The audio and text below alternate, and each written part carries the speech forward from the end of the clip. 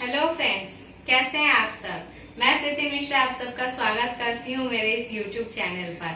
आज हम लोग डिस्कस करने वाले हैं objective and benefits of for establishing micro small and medium enterprises. तो पहले हम इसका ऑब्जेक्टिव्स देख लेते हैं कि micro small and medium enterprises का ऑब्जेक्टिव क्या होता है। पहला ऑब्जेक्टिव है to generate large scale employment opportunities with relatively low investment and capital। ये लो इन्वेस्टमेंट क्यों है? क्योंकि मैं पहले वीडियो में ये शेयर कर चुकी हूँ, मतलब micro small and medium enterprise के लिए कितने इन्वेस्टमेंट की या कैपिटल की जरूरत पड़ती है। तो micro small and medium enterprise के लिए बहुत ही लो इन्वेस्टमेंट का जरूरत पड़ता है। वो आप लोग वो वीडियो देख लीजिएगा, उसमें समझ में आ जाएगा। तो हम लोग लो इन्वेस्टमेंट करके, लो कैपिटल का इस्तेमाल करके हम एम्प्लॉयमेंट अपॉर्चुनिटीज को क्रिएट कर सकते हैं। अगर मानिए एक पर्सन है, वो एक एंटरप्राइज का स्टैब्लिश करता है, तो जैसे ही एक एंटरप्राइज का स्टैब्लिश होता है तो उसमें मैन पावर का रिक्वायरमेंट होगा। तो मैन पावर का रिक्वायरमेंट जब होगा तो एम्प्लॉयज को वो हायर करेगा। एम्प्लॉयज जैसे ही हायर होते हैं तो उससे क्या होता है, एम्प्लॉयमेंट अपॉर्चुनिटीज क्रिएट होता है। दूसरा क्या है, to eradicate unemployment problem from the country. Eradicate का मतलब क्या होता है? Eradicate means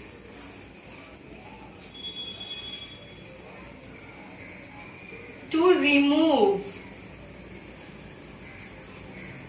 or destroy something।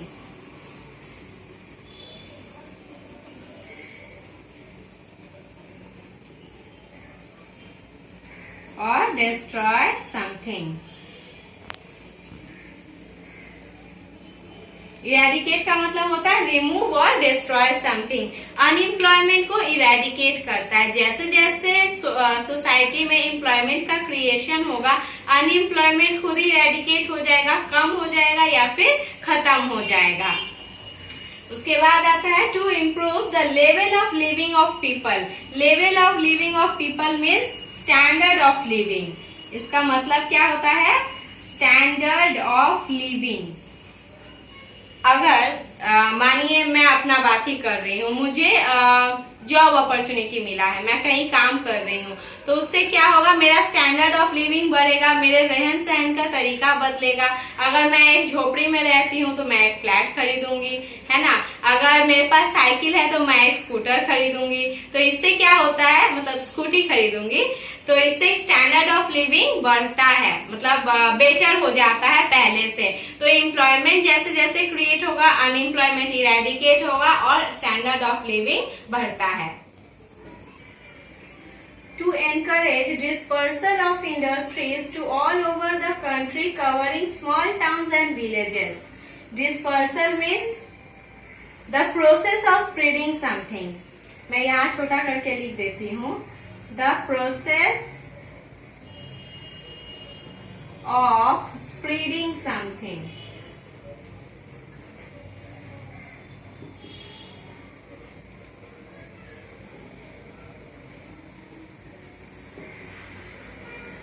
ये डिस्पर्सल का मतलब होता है, मीन्स जहाँ जिन बैकवर्ड एरियाज में इंडस्ट्रीज नहीं है, वहां पे इंडस्ट्रीज का अगर आप स्टैब्लिशमेंट करते हैं तो उससे क्या होगा, इंडस्ट्रीज का फैलाव होगा। तो वही डिस्पर्सल का मतलब होता है। To bring backward areas in the main stream of national development.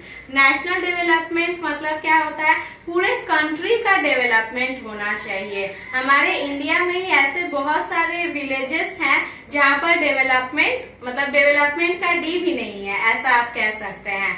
तो मतलब उन बैकवर्ड एरियाज को, विलेजेस को, टाउन्स को क्या करना, वहाँ पे एंटरप्राइज का स्टैब्लिशमेंट करके उसको नेशनल डेवलपमेंट का एक हिस्सा बनाना, कि वहां भी डेवलपमेंट हो रहा है। उसके बाद है to promote balanced regional development. Balanced regional development कैसे होगा, जैसे कि टाउन्स में या फिर सिटीज में बहुत सारा इंडस्ट्रीज है, तो वहां पे तो डेवलपमेंट हो रहा है, लेकिन बैकवर्ड एरियाज में, स्मॉल टाउन्स में, विलेजेस में जहाँ पे इंडस्ट्रीज है नहीं, उसका डेवलपमेंट कैसे होगा? उसका डेवलपमेंट एमएसएमई से हो सकता है। माइक्रो, स्मॉल या मीडियम एंटरप्राइज का स्टैब्लिश करके हम उसका डेवलपमेंट में मदद कर सकते हैं। उसके बाद है to encourage effective mobilisation of countries untapped resources. Untapped का मतलब क्या होता है? Available but not yet used.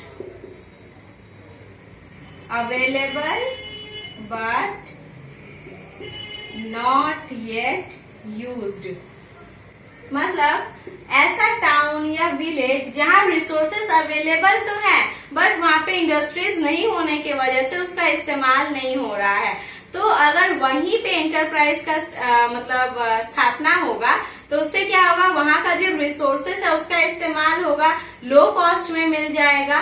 तो ये उसका ऑब्जेक्टिव्स है।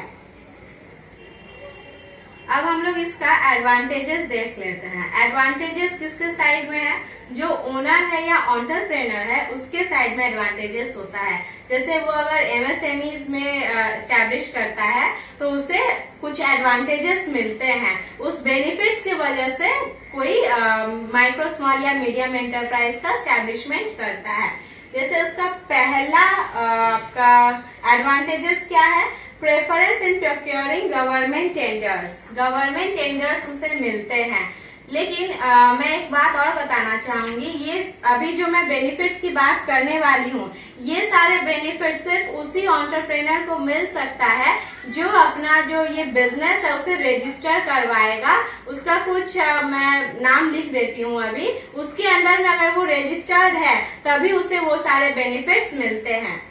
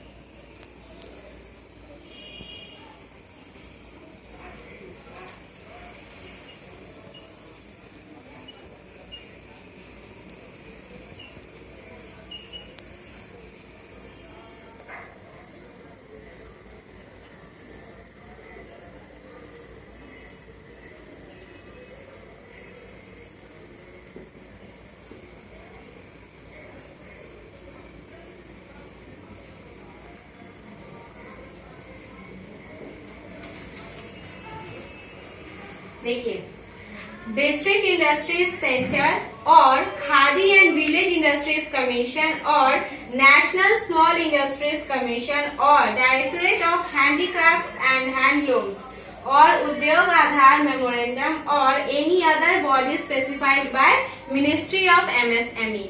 इसका मतलब क्या होता है, इनमें से अगर किसी एक में भी एमएसएमई रजिस्टर्ड होता है तो उसे ये सारे बेनिफिट्स मिलते हैं जो अभी तक हम डिस्कस नहीं किए हैं, सिर्फ एक ही अभी बोल रहे हैं, तो उसे ही बेनिफिट्स मिल सकता है। अगर हम एक माइक्रो एंटरप्राइज स्टैब्लिश किए हैं लेकिन हम रजिस्टर्ड नहीं है, इन सब में से किसी में भी रजिस्टर्ड नहीं है, तो मुझे वो बेनिफिट्स नहीं मिलेंगे। यहाँ पे मेरे और लिखने का मतलब है, देखिए मैं हर बीच में और लिखी हूँ, और का मतलब किसी एक में उसे रजिस्टर्ड होना पड़ेगा।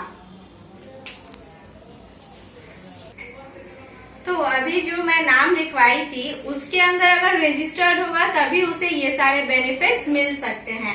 तो उसका पहला बेनिफिट क्या होता है, जो एमएसएमई रजिस्टर्ड होता है, एनी ऑफ द अबव जो अभी हम लिखवाए थे उनमें से किसी के साथ भी अगर रजिस्टर्ड होता है तो उससे गवर्नमेंट टेंडर्स मिलते हैं। उसके बायर्स कौन कौन होते हैं, सेंट्रल मिनिस्टर्स होते हैं,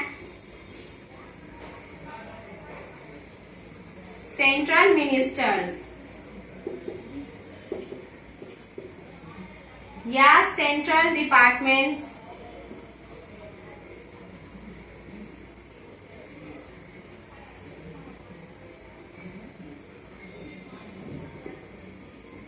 या फिर पब्लिक सेक्टर अंडरटेकिंग्स।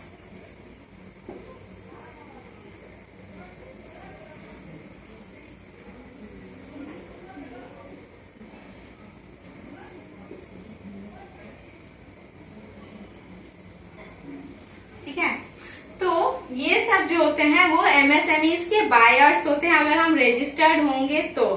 ये जो बायर्स हैं इन्हें मतलब minimum 25% of annual total annual product और सर्विसेज का इनका जो रिक्वायरमेंट होता है उसका 25% मिनिमम उन्हें एमएसएमई से खरीदना पड़ेगा। उसका एक पॉलिसी है जिसे उसे कहते हैं पब्लिक प्रोक्योरमेंट पॉलिसी, उस पॉलिसी के अंदर उन्हें खरीदना ही पड़ेगा। पब्लिक प्रोक्योरमेंट पॉलिसी, इस पॉलिसी के अंदर जो भी रजिस्टर्ड एमएसएमई होता है उन्हें ये सारे मतलब सेंट्रल मिनिस्टर्स को, सेंट्रल डिपार्टमेंट और पब्लिक सेक्टर अंडरटेकिंग्स को मिनिमम कितना, minimum 25% of their total annual product और सर्विसेज उन्हें एमएसएमई से खरीदना पड़ता है। तो जो बिजनेस रजिस्टर्ड होगा उसका तो ये फायदा हो गया, अगर ये अपना 25% खरीद रहे हैं इसका मतलब एमएसएमईज का भी तो 25% मार्केटिंग हो जा रहा है, उसके लिए उन्हें फिक्र करने की जरूरत नहीं पड़ती है। जब वो रजिस्टर्ड है उन्हें पता है कि मतलब सेंट्रल डिपार्टमेंट्स या पब्लिक सेक्टर अंडरटेकिंग उनसे 25% खरीदेंगे ही, तो इससे क्या होता है उनके मार्केटिंग में उन्हें थोड़ा और बेनिफिट मिलता है। वो 25% को छोड़कर अपना जो 75% और है उसके मार्केटिंग में फोकस करते हैं। सेकेंड इसका एडवांटेज क्या होता है, protection against the delay in payment from buyer. अब एमएसएमई का पूरा प्रोडक्शन जो होता है, चाहे वो सर्विस सेक्टर में हो या मैन्युफैक्चरिंग सेक्टर में, सारा तो गवर्नमेंट नहीं लेगा ना, उसके कुछ प्रोडक्ट उसे बाहर में सेल करने पड़ते हैं। तो अगर बायर्स के तरफ से पेमेंट में डिले होता है तो उसके लिए उसे प्रोटेक्शन मिलता है, उसे इंटरेस्ट मिलता है। अगर मतलब बायर्स को कुछ टाइम दिया जाता है, जैसे अगर क्रेडिट में सेल किया है वो, तो एक एग्री टाइम होता है कि इतने दिन के अंदर में आप पैसा दे देंगे। अगर वो उतने दिन के अंदर में या उतने दिन तक पैसा दे देता है तो ठीक है, लेकिन अगर नहीं दे पाए तो उसे 45 डेज का टाइम मिलता है। और अगर वो 45 डेज के बाद भी फेल हो गया मतलब पेमेंट करने में, तो उसे कंपाउंड इंटरेस्ट देना पड़ता है जो बैंक रेट का 3 टाइम्स होता है। मतलब आप समझ रहे हैं, जो बैंक जिस रेट में आपको लोन देता है तो उसका 3 टाइम्स उसको इंटरेस्ट देना पड़ता है। तो ये तो एमएसएमई का एक तरफ से फायदा है कि उसे मिल रहा है, लेकिन अगर मिल जाए तो अच्छा है, क्योंकि जो उसका पेमेंट उसे मिलना था वो नहीं मिल रहा, सिर्फ इंटरेस्ट मिले जा रहा है, वो तो अच्छा नहीं है। तो ये क्या रहता है, उनके लिए प्रोटेक्शन रहता है कि उन्हें मिलता ही है।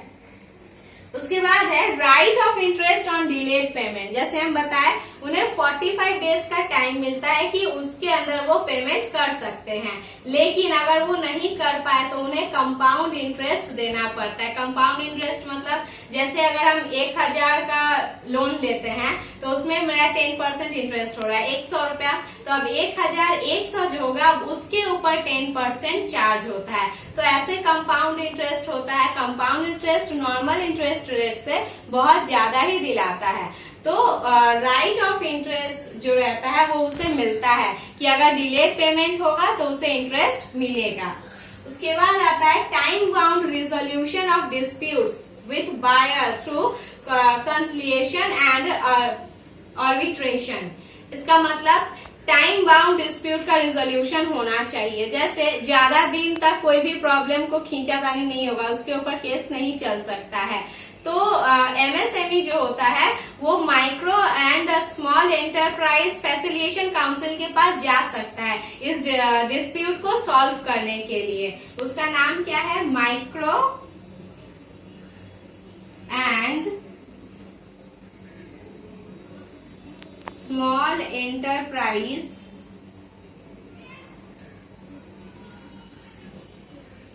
Facilitation centre.